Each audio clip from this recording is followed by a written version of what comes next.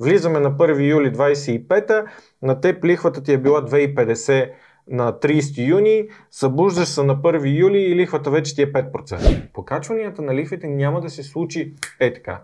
Нали? Експертите твърдят, че при влизането ни в еврозоната, всъщност имотите ще се покачат и ще се покачат с немалък процент. Това не противоречи ли на това, което казваш, че всъщност тогава ще се повишат лихвите и цените на имотите ще паднат?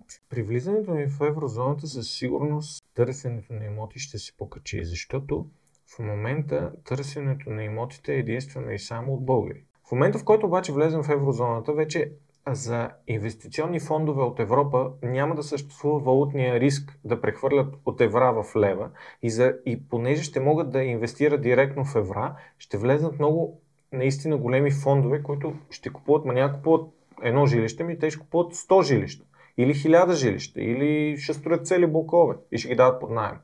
Тоест пазара ще стане доста по-динамичен. Тъй като търсенето със сигурност ще се увеличи, очакванията, естествено и това винаги са очаквания, че цените ще тръгнат нагоре. Сега, относно покачванията на лихвите. Покачванията на лихвите няма да се случи така.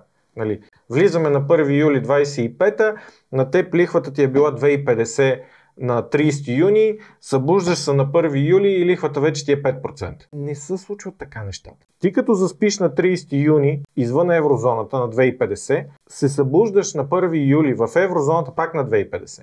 Начина по който се променят лихвите ще се промени, а не лихвите.